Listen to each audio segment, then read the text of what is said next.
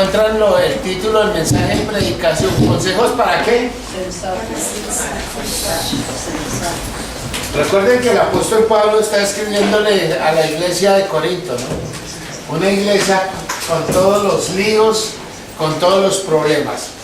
Por favor, busquen en su Biblia Primera a los Corintios capítulo 8. Primera epístola del apóstol Pablo a los Corintios capítulo 8.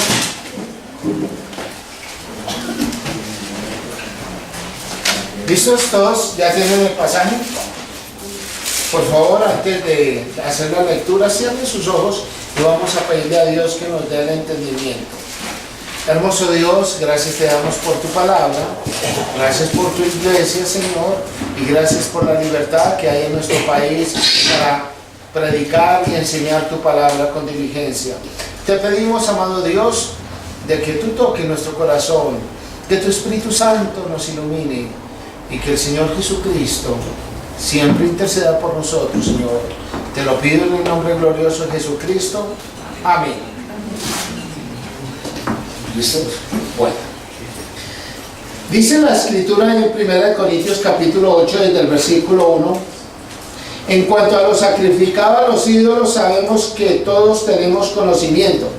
El conocimiento envanece, pero el amor, ¿qué? Edifica. Y si alguno se imagina que sabe algo, aún no sabe nada como debe saberlo. Pero si alguno ama a Dios, es conocido por él. Acerca pues de las viandas que se sacrifican a los ídolos, sabemos que un ídolo nada es en el mundo y que no hay más que un Dios. Pues aunque haya algunos que se llamen dioses, sea en el cielo o en la tierra, como hay muchos dioses y muchos señores, para nosotros, sin embargo, solo hay un Dios, el Padre, del cual proceden todas las cosas, y nosotros somos para Él, y un Señor Jesucristo, por medio del cual son todas las cosas, y nosotros por medio de Él. Pero no en todos hay este conocimiento, porque algunos habituados hasta aquí a los ídolos comen como sacrificado a ídolos, y su conciencia, siendo débil, se contamina. Si bien la vianda no nos hace más aceptos ante Dios, pues ni porque comamos seremos más, ni porque no comamos seremos menos, pero mirad que esta libertad vuestra no venga a ser tropezadero para los débiles. Porque si alguno te ve a ti, que tienes conocimiento, sentado a la mesa en un lugar de ídolos, la conciencia de aquel que es débil no será estimulada a comer de lo sacrificado a los ídolos. Y por el conocimiento tuyo se perderá el hermano débil por quien Cristo murió. De esta manera, pues, pecando contra los hermanos e hiriendo su débil conciencia, contra Cristo pecáis. Por lo cual, si la comida le es a mi hermano ocasión de caer, no comeré carne jamás para no poner tropiezo a mi hermano. El título del mensaje, como ya dije, es Consejo para Sensatos. En esta porción de lo que hemos venido estudiando durante todos estos meses de la primera epístola a los Corintios, encontramos que habla de la idolatría. Ustedes saben que toda Grecia antigua tenía un sistema de politeísmo, donde Zeus era el máximo de los dioses. Encontramos entonces a otros, Cronos, una cantidad de dioses que ellos tenían impresionante.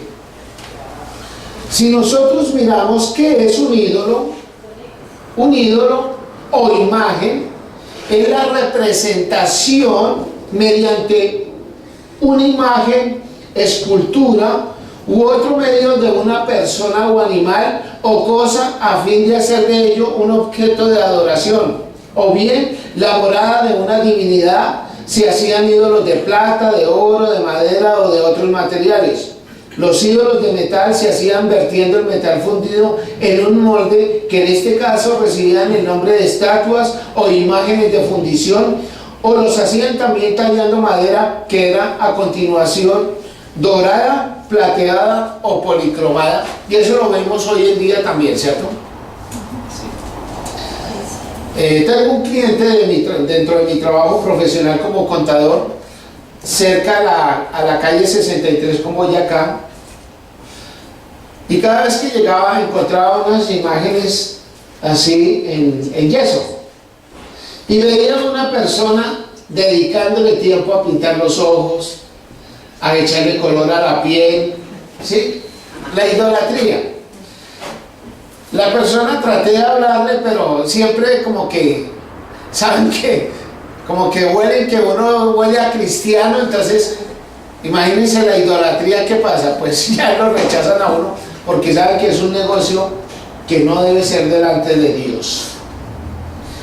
En esta porción del capítulo 8 de 1 Corintios, encontramos una subdivisión de este capítulo en 3 segmentos.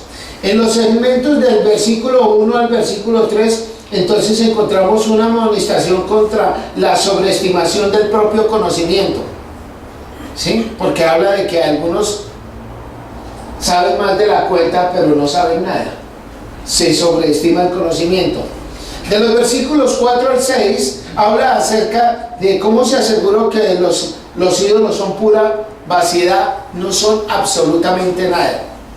Y desde el versículo 6 en adelante, o desde el 7 hasta el 8, habla de la debilidad frente a hermanos que tienen problemas de conocimiento acerca de la alimentación.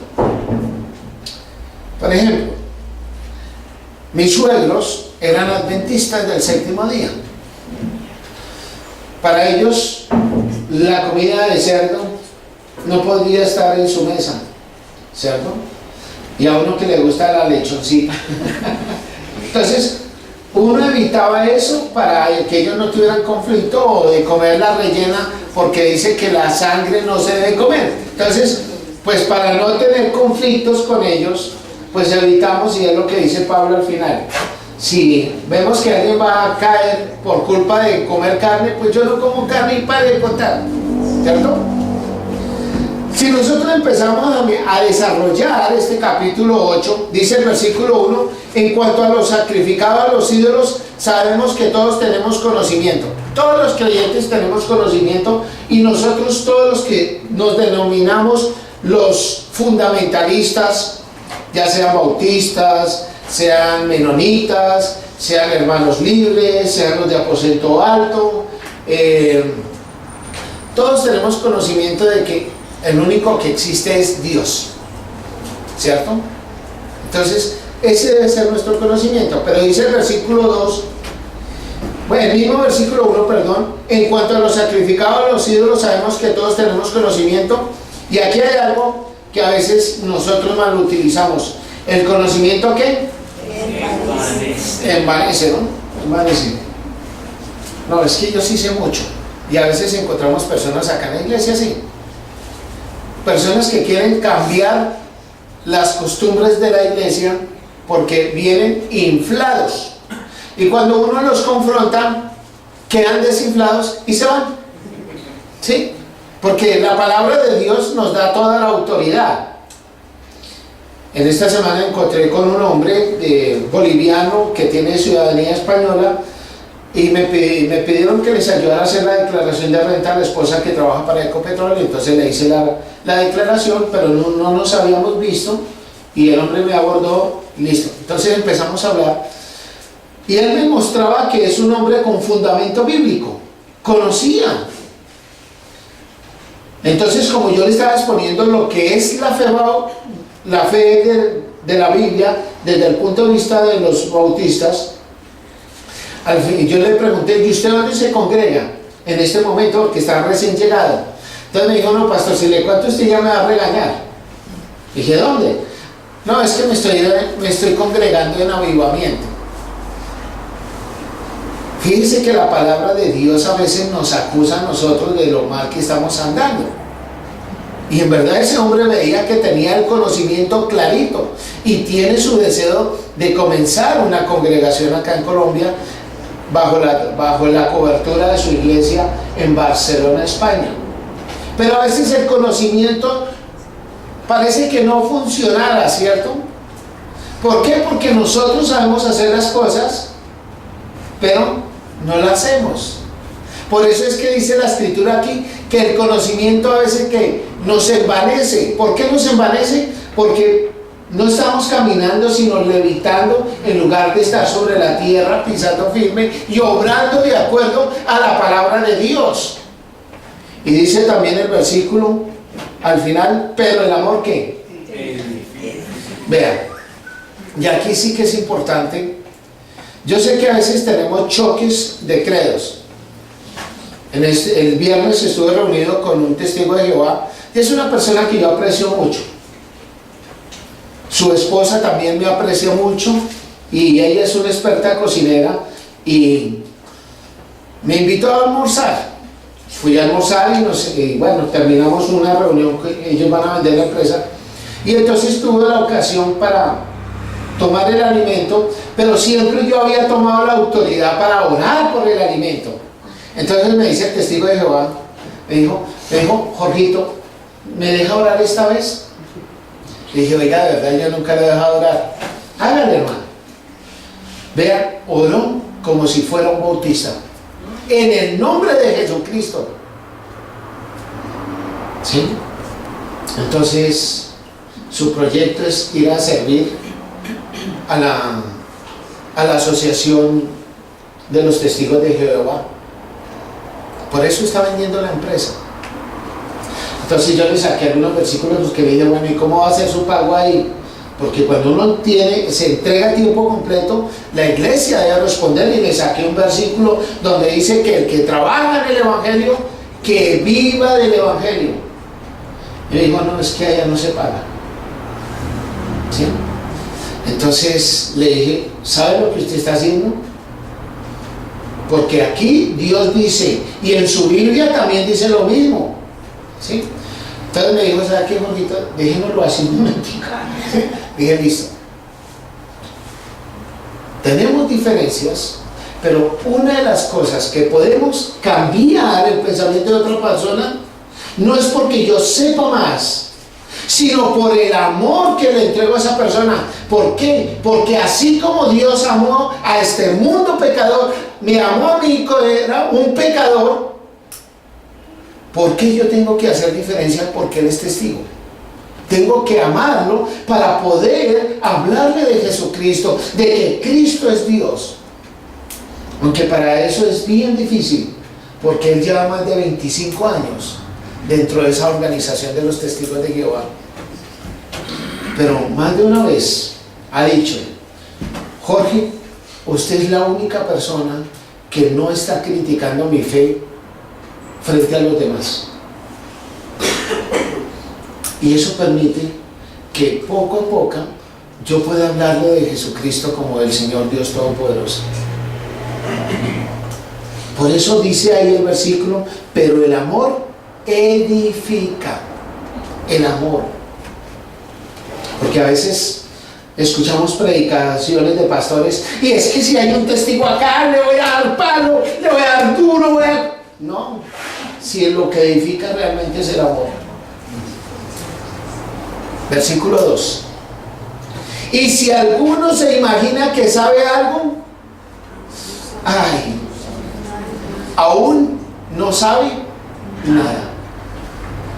Qué cosa tan dura, ¿no? Mira, Pablo está dándoles tan duro, ¿por qué? Porque como el pensamiento helénico, la filosofía de ese entonces era lo máximo en el mundo, a tal punto de la cultura griega era tan poderosa que Dios permitió que el griego fuera el fundamento para escribir el Nuevo Testamento. ¿Sí?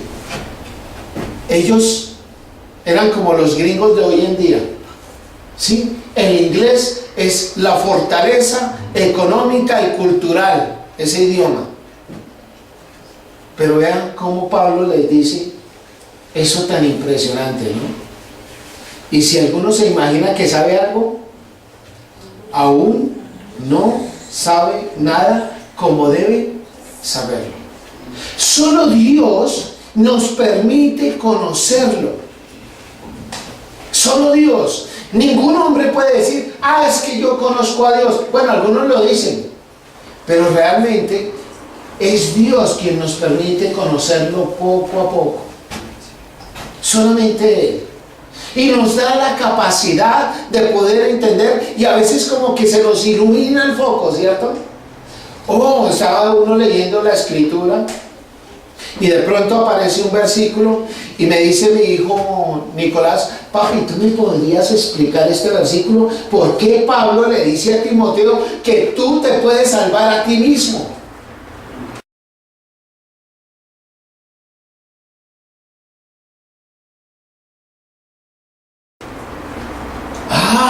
Dije: papito, vamos a mirar el contexto. Empezamos a ver el contexto. ¿Y de qué hablaba? De la enseñanza, de la responsabilidad que tenemos de enseñar la sana palabra de Dios. Es por eso que dice que se salva, no porque es de la salvación eterna, sino de la responsabilidad que tenía de enseñar la palabra de Dios. Le dice Pablo a Timoteo: te encarezco delante de Dios y del Señor Jesucristo, que instes a tiempo y fuera de tiempo, redarguye, reprende, exhorta, y ahí está, con toda paciencia y doctrina.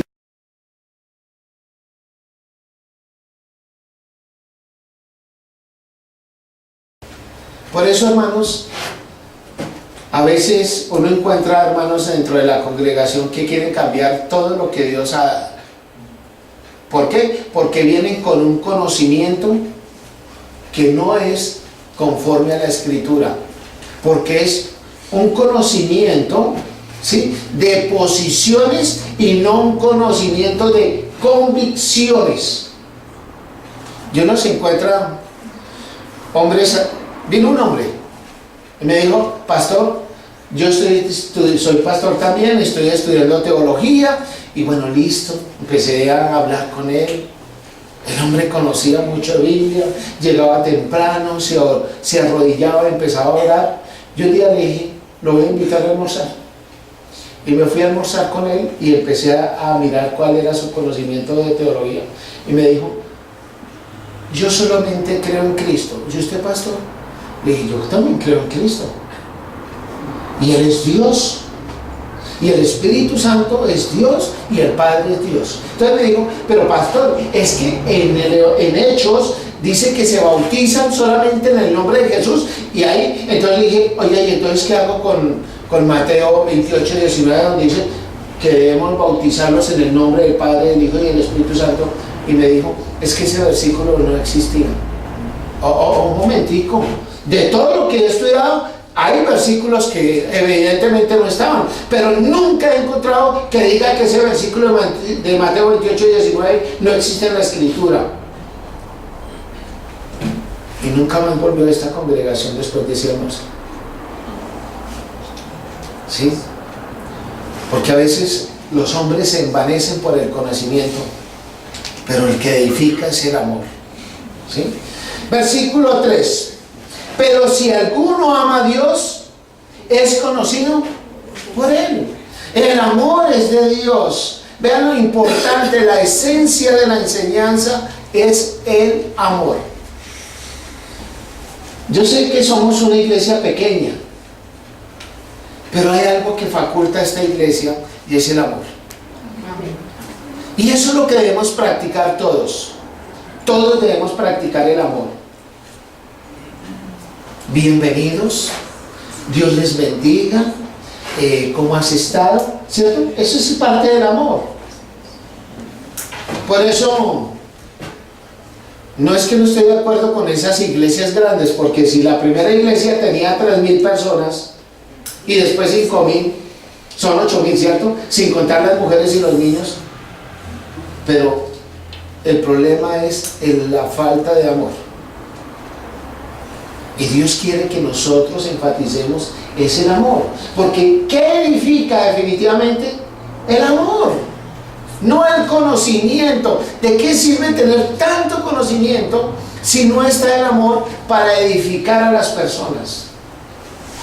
Dice el versículo 4: acerca pues de las viandas que sacrifican a los ídolos, sabemos que un ídolo nada es en el mundo y no hay más que un Dios. Y esta debe ser la única verdad que nosotros tenemos.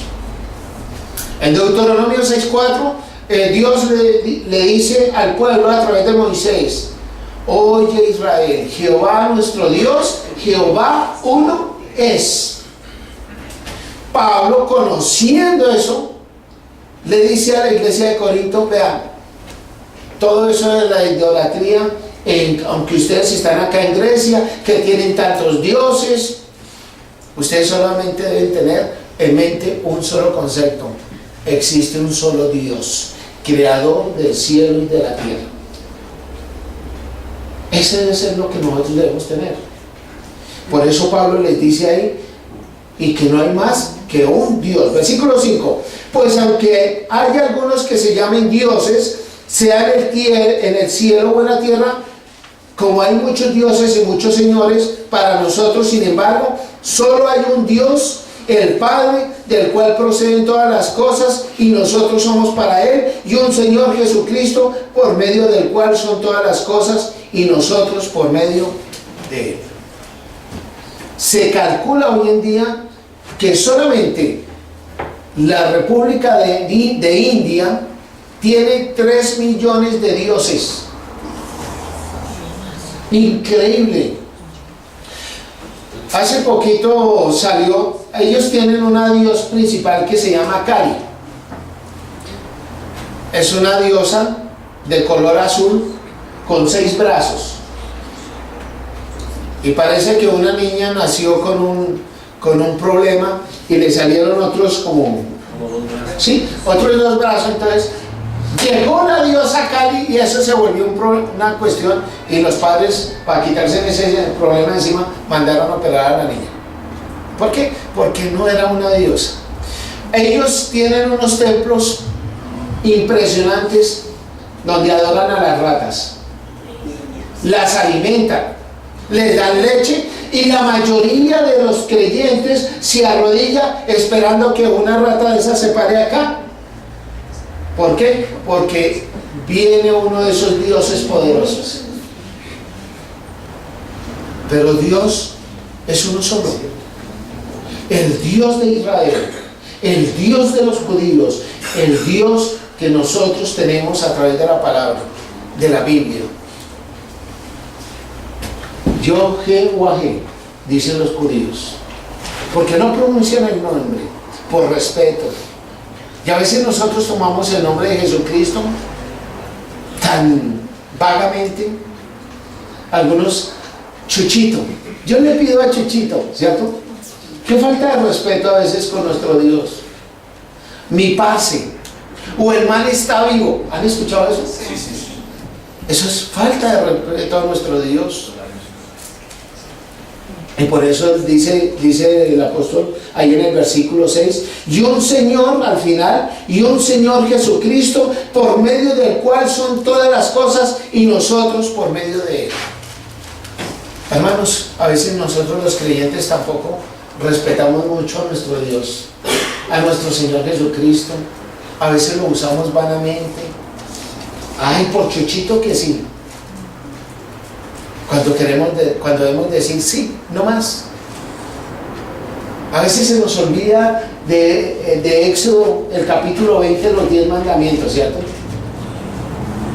Porque dice que no debemos poner el nombre de nuestro Dios en vano. Se nos olvida y no. Cuando Dios nos dice que nuestro sí debe ser sí y nuestro no debe ser no. Esa debe ser la vida del creyente. Dice el versículo 7, pero no en todos hay este conocimiento. No en todos. Porque no todos se preparan, no todos quieren estudiar la palabra de Dios. Solo se contentan con venir y escuchar una predicación y pare de contar. Pero se nos olvida que debemos aprender del Señor. Y más bien no tanto aprender del Señor, sino aprender qué es lo que quiere el Señor en su palabra. Porque la Biblia es ese manual de vida y de comportamiento del ser humano. La palabra de Dios debe ser para nosotros la fuente de un comportamiento. Por eso muchas veces he enseñado que el cristianismo no es religión, es una forma de vida. ¿Por qué? Porque la palabra de Dios me dice cómo debo vivir, cómo debo actuar. Si he pecado, me dice cómo debo restablecer esa comunión, ¿cierto? Si quiero alabar a Dios, me dice cómo debo alabarlo, en espíritu y en verdad. La palabra de Dios a veces solamente la desempolvamos los domingos por la mañana cuando vamos a venir a la iglesia, ¿cierto? O aquellos que tienen la palabra de Dios en su casa abierta, allá en el Salmo 91, totalmente amarillenta de tanto tiempo estar ahí abierta, ¿o no? Que es que porque es el Salmo de la protección. ¿Qué están haciendo? Pues están cogiendo la palabra de Dios no como alimento espiritual, sino como un talismán. ¿Por qué? Porque es que la palabra de Dios dice ahí el Salmo 91 que Dios nos va a proteger. Y se nos olvida que desde Génesis 1:1 hasta Apocalipsis 22:21 es la palabra del Señor. Y por eso a veces no conocemos, no la leemos, no la estudiamos, ¿cierto? ¿Sí? Nos falta dedicarle tiempo a la lectura de la palabra de Dios. Pedirle al Espíritu Santo que nos ilumine. Él fue el creador y debemos pedirle que nos ilumine. Hay momentos en que Dios me da unos varillazos, estoy leyendo algo y de pronto me detengo. Oh Señor, perdóname porque no estoy haciendo esto que tú me dices que haga. Y si usted permite que el Espíritu Santo hable a su corazón, la palabra de Dios es el mejor medio. ¿Por qué? Porque es palabra viva. Por eso Pablo les dice a los corintios, pero no en todos hay este conocimiento, porque algunos que habituados tienen malos hábitos, hasta aquí dice habituados hasta aquí a los ídolos, comen como sacrificado a ídolos y su conciencia, siendo débil, se contamina. Ojo con lo que usted come y en la forma que come. ¿Sí? Si usted es un creyente maduro, usted sabe que lo que sacrificaron al ídolo nada es, pues coma tranquilo. Porque su conciencia no lo va a afectar, porque usted sabe que un ídolo, eso es una mentira, una falsedad, no existe. Pero si usted tiene una conciencia débil, pues tenga cuidado. Si usted sabe que la rellenita tan rica, como dicen los obreros, la tubería negra, ¿cierto?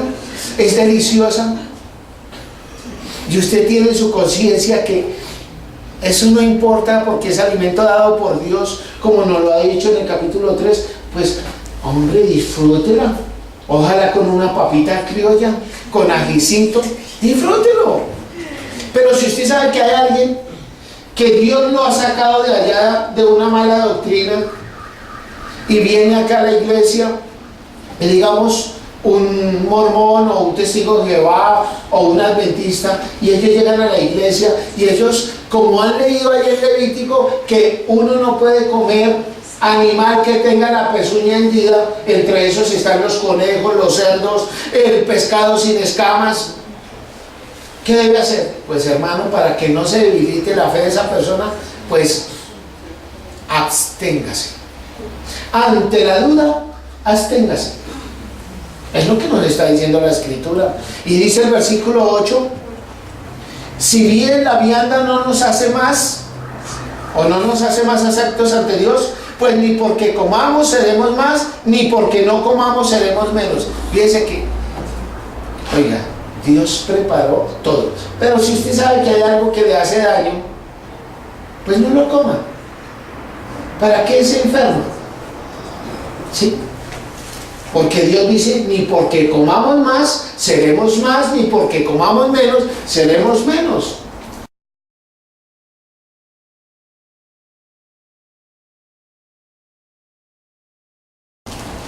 Dios está diciendo, disfrute del alimento. Así hayan dicho que como es las fiestas de San Pedro en estos días y de San Pablo, entonces fueron ofrecidos a esos dos, ¿sí? Pues hombre, disfrute, porque usted sabe que usted, como es una persona madura, usted sabe que solo hay un Dios, pues simplemente disfrute. Amén. Dice el versículo 9, pero mirad que esta libertad vuestra no venga a ser ¿qué? Tropezadero para los débiles. Aunque usted tiene la libertad espiritual para disfrutar de todo lo que Dios ha hecho, porque acuérdense que Dios le puso al apóstol Pedro una visión, ¿no?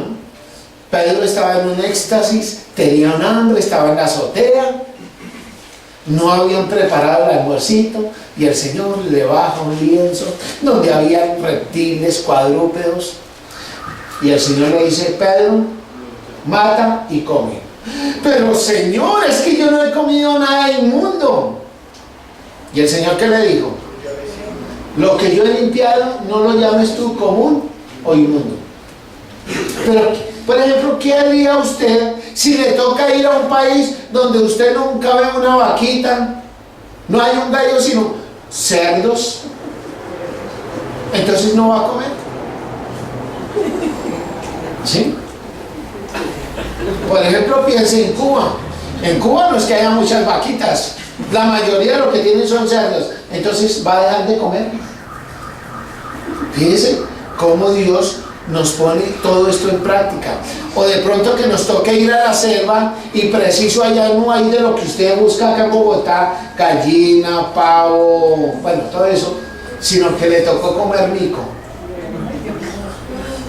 y asado. ¿No va a comer entonces? Entonces, hermanos, ojo con lo que usted come. Dice la Escritura en el versículo 10, porque si alguno te ve a ti que tienes conocimiento sentado a la mesa en un lugar de ídolos, la conciencia de aquel que es débil no será estimulada a comer de lo sacrificado a los ídolos. Tenga cuidado es con quién lo mira, con quién está usted, para que no debilite la fe de esa persona. Porque hay personas, por más que estén en la iglesia, por más que se les haya enseñado, dicen, ay, yo no quiero comer carne de cerdo. No. Porque ese es un animal inmundo ante los ojos de Dios, según lo que dice el Levítico. Pues la persona no está perdiendo su salvación, está perdiendo el placer de disfrutar de la buena comida, ¿cierto? Pero Dios le dice que a los que son fuertes, a los que tienen el conocimiento, oiga, tenga cuidado, no acabe de debilitar la fe de esa persona. Y por eso dice el versículo 11, y por el conocimiento tuyo se perderá el hermano débil, porque en Cristo murió. De pronto esa persona dice, yo ni más vuelvo a esa iglesia, allá comen carne de cerdo, les gusta el pescado ese que no tiene escamas, el bagre, uy, qué cosa, ¿no? La sierra, bueno, esos animales que no tienen ni escama, ni aletas, y resulta que a usted le gusta eso, pues esa persona ni va a volver a la iglesia. Por eso dice, es que se puede perder, porque se aleja de las cosas de Dios. Versículo 12, de esta manera pues pecando contra los hermanos e hiriendo su débil conciencia, contra Cristo pecáis. Hermanos, sean cuidadosos, sepan con quién usted va a compartir un alimento, ¿sí? Perdóneme, Ollita, que te ponga de ejemplo hoy. Allá comías igualito que acá en Bogotá. No hay carne, ¿cierto? Entonces creo que las ancas de rana y esas cosas hay por allá como en cantidad. Entonces, larvas, los gusanos, ¿cierto? Entonces, Fíjense el cuidado que uno debe tener de eso. Y eso es lo que Dios nos está diciendo. Y dice que cuando uno sabe que el hermano es débil y uno lo hace de adrede, ¿qué está haciendo? Pecando. Y está pecando contra Cristo, por quien Cristo murió por esa persona que es débil. Así que, hermanos, seamos cuidadosos para que esa persona no se debilite en su fe, porque si se debilita en la fe, no vuelve a la iglesia, no vuelve a estudiar la palabra de Dios, se quiere alejar de un buen alimento espiritual. Y por eso el versículo 13 termina con un ejemplo del mismo Pablo. Por lo cual, si la comida le es a mi hermano ocasión de caer, no comeré carne jamás para no poner tropiezo a mi hermano. Y no solamente en la comida, también en lo que usted sabe, en lo que usted vive, en lo que usted siente. Si nosotros miramos esto del capítulo 8, vamos a encontrar 3 principios de valor eterno que usted debe tener. Y con esto voy a concluir. Lo que es inicuo para una persona puede que no lo sea para otra. Se ha dicho con certeza. Dios tiene su propia escalera de acceso a cada corazón, pero también es cierto que Satanás o el diablo también la tiene. Satanás también llega a su corazón, hermanos.